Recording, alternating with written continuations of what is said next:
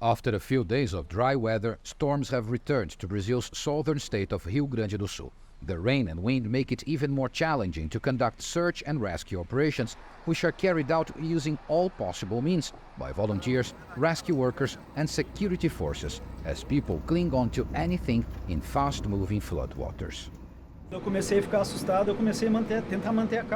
When I started to feel scared, I tried to stay calm.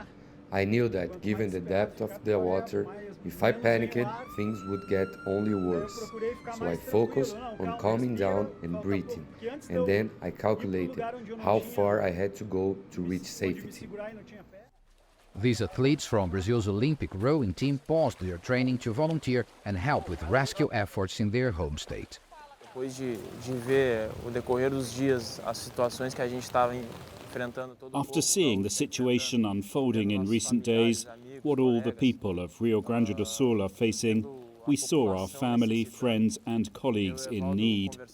Evaldo and I talked a lot and decided to give up the pre-Olympics to focus our energies here, to help our families and friends.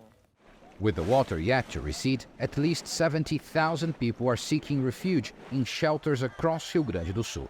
Many had to leave their homes before the flood waters arrived, as further inundation remains a risk, especially with the rain returning to the region. We decided to leave earlier because many people couldn't escape in time.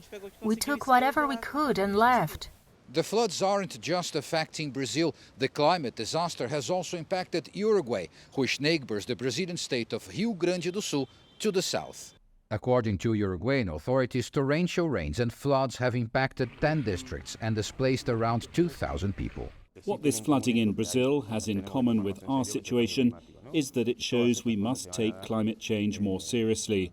All of these things are going to happen more frequently.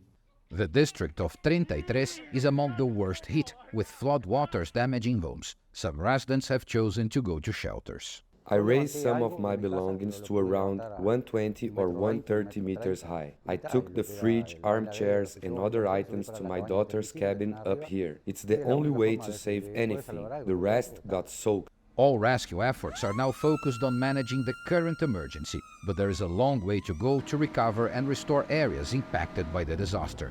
And in the long run, there is much concern about the rising frequency and severity of such disasters. Paulo Cabral, CGTN, São Paulo.